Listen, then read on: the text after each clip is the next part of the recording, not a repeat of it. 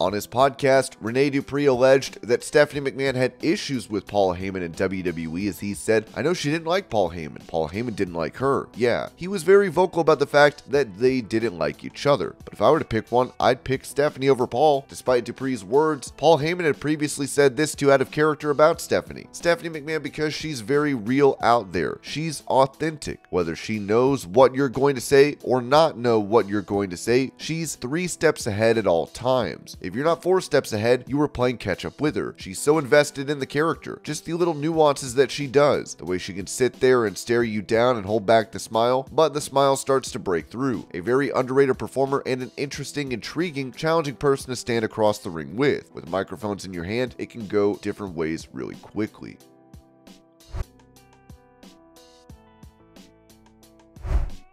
On Wrestling Observer Radio, Dave Meltzer talked about Vince McMahon settling a lawsuit with former WWE referee Rita Chatterton and what could come going forward for other settlements. The other one with the spa manager in Florida. It was another threatened lawsuit. And I don't see Vince, I don't see Vince going to court with anyone at this point. I just don't see it. I think that if anyone has anything close to a case, then he's settling it. As we've been seeing, he's been settling. He's settled almost everything now.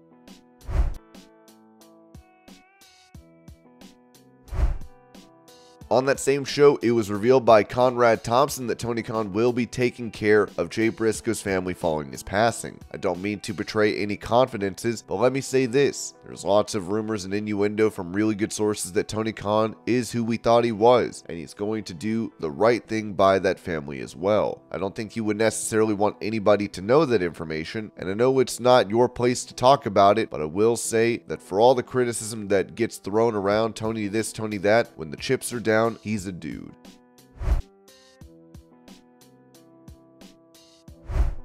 Speaking about Vince McMahon's return as chairman of WWE, Karrion Kross told San Antonio Express News that it's in my news feeds, it's everywhere, it's inescapable at this point. But the people that I have spoken to about it, like my personal friends in the business, no one's really concerned or afraid for their job. All of us are ready to adapt. I think everyone's just taking it day by day to see where everything lands, and we're all trying to remain optimistic. Talking about the Royal Rumble, he said, everybody's time is ticking in the Royal Rumble. I cannot wait for this. I've been in so many different types of Battle Royal matches, but none of them can compare whatsoever. This is a whole other animal. To me, especially growing up watching WWE as a fan, and now as a professional, the Royal Rumble is just as important to me as WrestleMania. This is a career-changing event. This can set somebody up to be a part of history forever.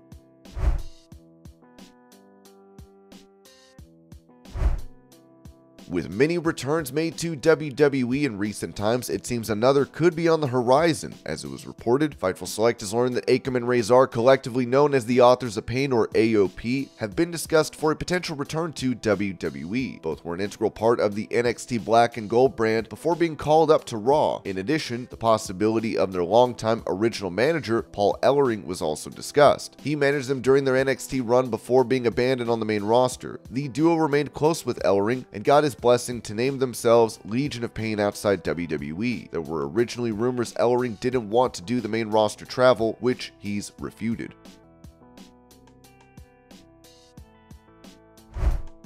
Talking to the New York Post, former WWE star Mandy Rose questioned her firing from the company due to her online adult content, saying, "I am grateful and very humbled with everything I've done and made at the company. But in today's day and age, there's so many other avenues and so many other marketing opportunities. It's like, why can't I do both? At the end of the day, I'm the only one watching out for myself and my career. Everyone's replaceable in our business." It's true. I wasn't told about racy images. I wasn't told about anything else. I was told about the subscription-based platform. What's the definition of racy? A photo of me with 2 titles. I was completely naked underneath. That's considered a racy photo, right?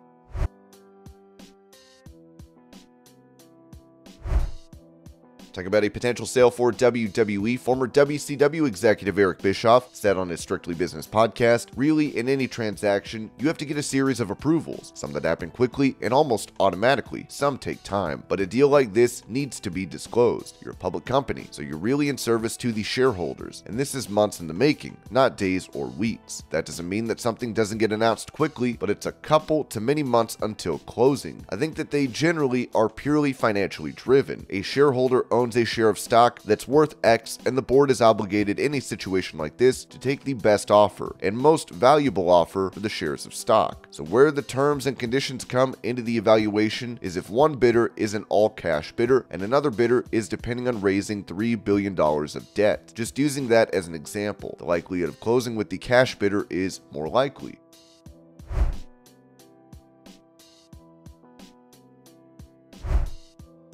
With previous reports of Saudi Arabia buying WWE, it seems the country has attempted to acquire F1 for a huge sum, as Dave Meltzer noted. They tried to buy Formula One. They got turned down, but they offered just under $20 billion. The last time Formula One sold was 2016, and it was sold for, I think, $4.4 billion. So we're talking 6 years later, and they offer $20 billion. But Liberty, which owns it, would not sell it. So don't think they're not going to make a big bid for WWE, because they are. Liberty are not so high and mighty. They have a deal similar to WWE's deal where they bring in Formula One Grand Prix to Saudi Arabia every year, and it's a $65 million deal, so they're willing to do business with them, but they were not willing to sell it. WWE is looking to sell, so we'll see what happens, but they were very, very serious about this one. And this was not a company that was for sale. They were looking to acquire something big. More than the soccer team, they've got a Newcastle or Live Golf. They're looking for something, a big-time, major mainstream media purchase right now. WWE would fit into that role very easily.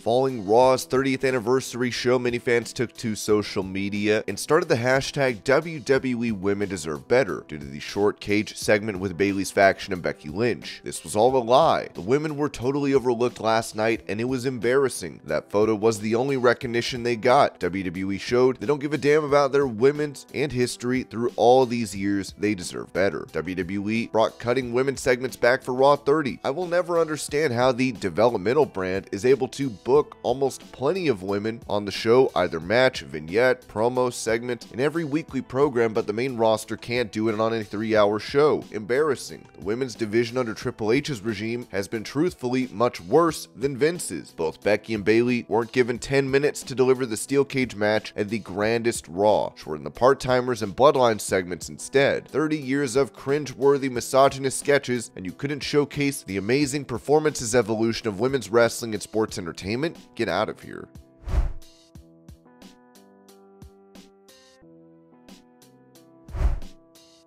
While the steel cage match plan had to be scrapped and the segment shortened due to the Bloodline's trial of Sami Zayn running over, it was also reported that the steel cage match between Becky Lynch and Bayley did not go as envisioned on tonight's episode of Monday Night Raw. PWInsider.com has confirmed. The original plan was for Becky to win and then be beaten down by Damage Control.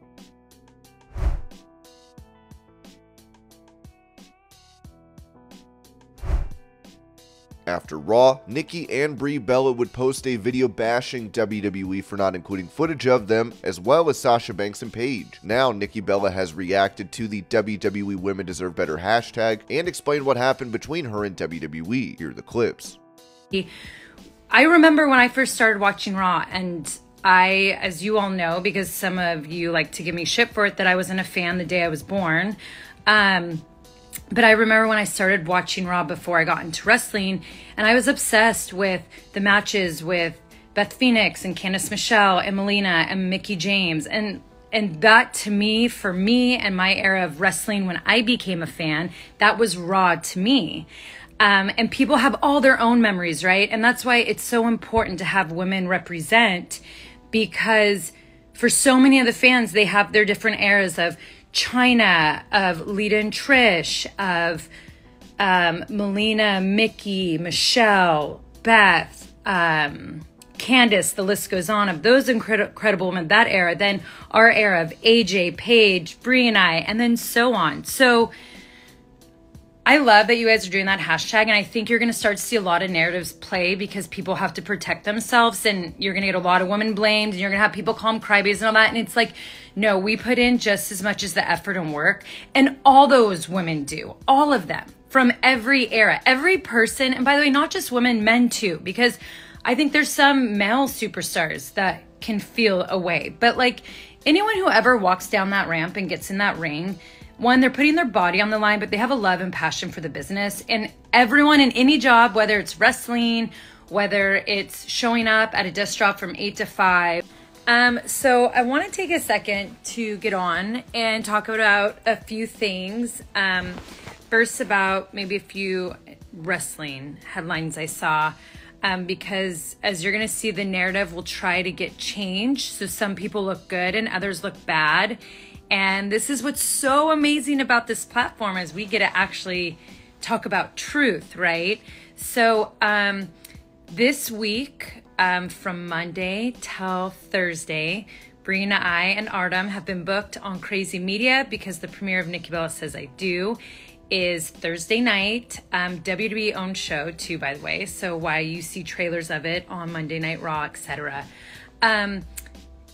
We were hoping, I think it was weeks ago, there was talks about going to Monday Night Raw. They said they had nothing for us. So we were booked on media Monday, Tuesday, Wednesday, Thursday. Then there was possibly maybe an idea, but our whole team, including WWE and everyone else, had already booked us for Monday, being in New York.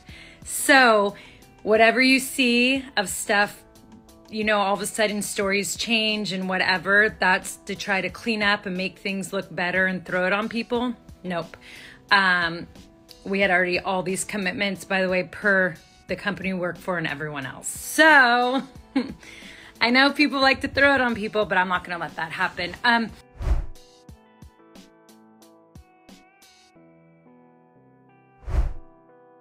WWE officially announced that the Raw 30th anniversary show set a huge record. As they wrote, Raw 30 was a defining night for the Red brand and delivered the highest domestic gate in the history of Monday Night Raw. A sellout crowd at the Wells Fargo Center in Philadelphia witnessed Sami Zayn's tribal court, an iconic moment shared between Bray Wyatt and The Undertaker, a joining of DX and Kurt Angle, the return of the Beast Brock Lesnar, and much more. Thank you, WWE Universe, for an unforgettable Raw 30.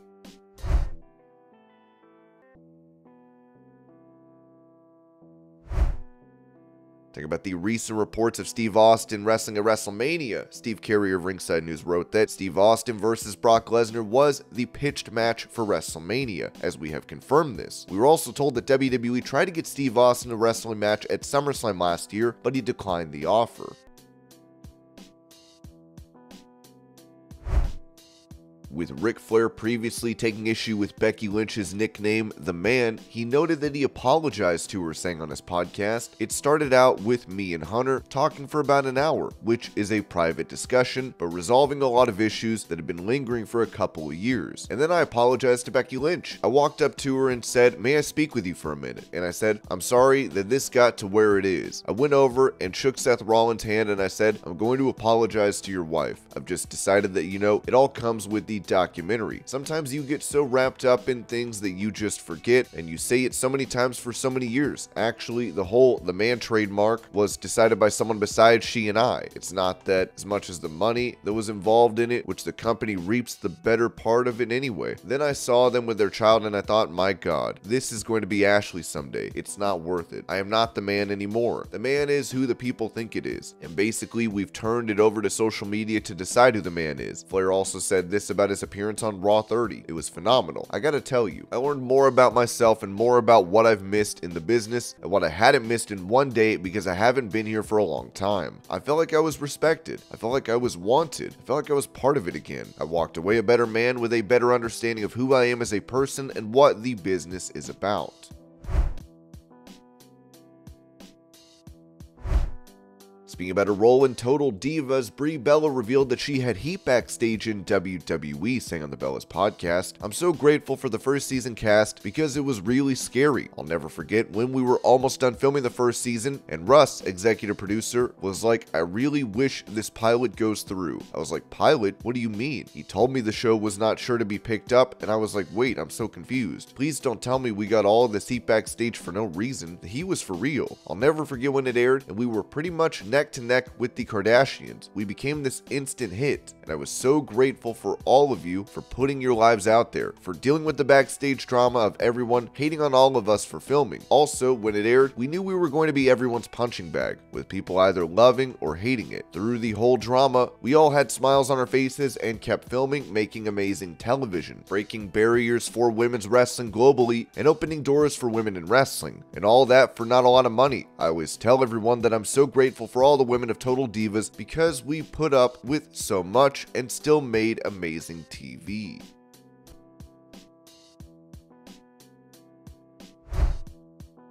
On Insight with Chris Van Vliet, former WWE star John Morrison talked about Logan Paul's run in pro wrestling. Remember when he had that match and he said he blew out his knee, all 3 ligaments, ACL, PCL, MCL, and come to find out like just kind of a sore knee. Man, poor guy. A lot of people are acting like he's God's gift, and if he wanted to have, I've had close to 4,000 matches, and I've torn both knees for real. Like no MCL, partially torn, scope, partial ACL. If he wants to stay in this business and do it for real, why doesn't he talk about wrestling then?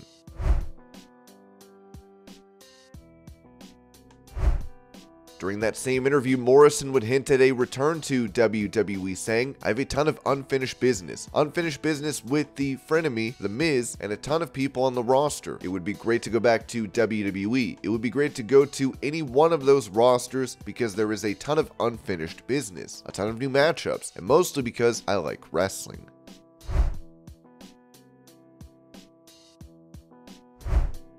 With Ring of Honor star Jay Briscoe losing his life in a car accident, family friend Josh Wharton would address those that have been attacking the driver of the other vehicle who also lost their life. It's been a tough week for our community, but also has been heartwarming to see the outpouring of love towards the Pugh family during this tragedy. Once again, Jameen touched so many lives across the world, and that has been evident by the daily tributes, comments, and love we've all witnessed. The girls are still progressing as God continues to hear all of your prayers. Unfortunately, this has not been the case for the other family, as there have been numerous rumors and information out there which has led to attacking and degrading comments on social media that the family has seen. Her children will read these at some point. Jameen, Ashley, the Pugh family, myself, and Casey do not stand for this. In a time of tragedy, pointing fingers does not reverse what has been done. The driver of the other vehicle has 2 young children, and we should be showing the same love and compassion for them as we have done for the Pughs. Be reminded that their world has also been turned upside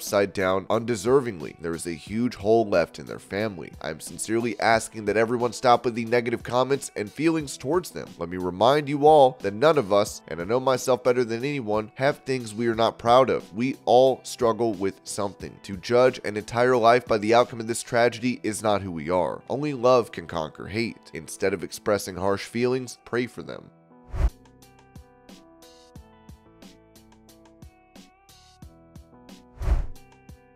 Talking to Ryan Satin, Bray Wyatt spoke about a comeback for The Fiend, where he noted The Fiend died that day in Tampa, Florida at WrestleMania. To me, The Fiend is not just a goof in a mask like people think. That's just ridiculous. To me, it's so much more where all these things come from, how they molded me as a human being, but he died that day to me, and it can't never be again. For that same interview, Wyatt would also say this about Uncle Howdy: there's so much more to it than you think. It's not just so cut and dry. The spooky man in the background, there's more to it. There's complexities that you haven't got to see yet. There's things I don't understand about it, and that's the beauty of it, is it's going to grow organically, but the story of it I don't think has been told yet. And once you understand what it really is and where it came from, in my childhood and who Howdy really is, it's much deeper than you think it is, than you would perceive it to be. Wyatt even touched on his release from WWE, saying there was so much going on, and it was out of nowhere. I wasn't prepared for any of that. I lost my childhood best friend. I lost Brody Lee. I lost my best friend from college, Mark Olive. It was something that I think I didn't deal with very well. Brody's wife, Amanda, and his kids dealt with it better than me and Eric Rowan did. There is something there that reminds me of him every single day. That time period was such a conundrum for me, and I wasn't myself. It took me a while to remember what makes me, me. It was a long journey, but it's led me here to this moment. This is the best I've ever felt.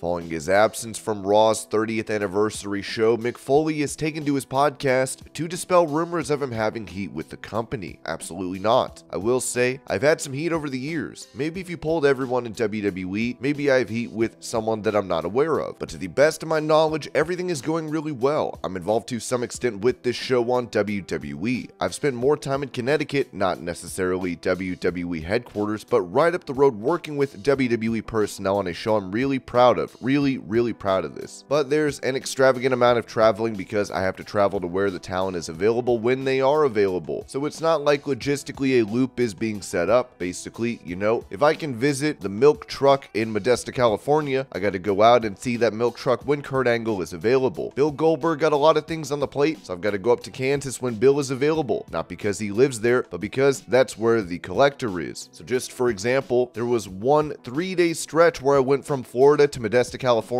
California to Boston to Hutchinson, Kansas, which is not a direct flight, and then back to Florida. So you're literally putting like 30 flying hours together by the time you're done, especially if something's not non-stop, so it can be very time consuming. So for the 30th anniversary of Raw, like every anniversary, falls in that 3rd week of January, where they have, to me, their second biggest show of the year to promote. So you know going in that there's only room for like 3 speaking roles and that everyone else is in the poker game. So that's a long way to go when you've been on the road for 25 days or whatever the case is and you just want to see your family. So in the interest of full disclosure, like I visited my mom. That's a 4-day block, but you know, I'm a son. I'm trying to be there for her. So I include that. Even now, right before we took the air, I was trying to change my rental car schedule because I realized that if I change my schedule and instead of flying out of Huntsville to Chicago for the next episode that I may or may not be hosting, that if I chose instead to drive 8.5 hours, I could see my family and still kind of be there by the time. And so that's the decision I made, is you put a lot of value on that time at home, especially when you're in like a 4 or 5 month block where you haven't been home very much. I just felt like I needed those 2 days with my family more than the show needed me.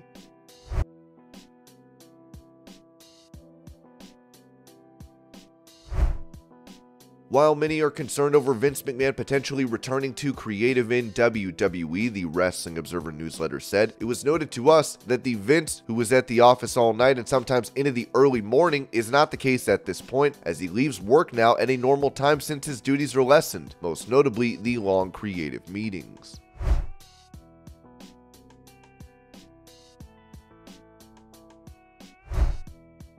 During an earnings call for Comcast, CEO of NBC Universal Jeff Shell said this about being the front runner to buying WWE. We are always looking for bolt-on acquisitions that bolster our business. 2 examples, we bought DreamWorks Animation, and it has been paying off steadily since our acquisition. Just now, with Puss in Boots: The Last Wish, which is a big hit at the box office, and really our entrance back into the Shrek universe continues to make that acquisition look really favorable. And our Blumhouse investment over time, where we're partners with Jason Blum, and we have a big hit, Megan, this month, which is coming out of that investment.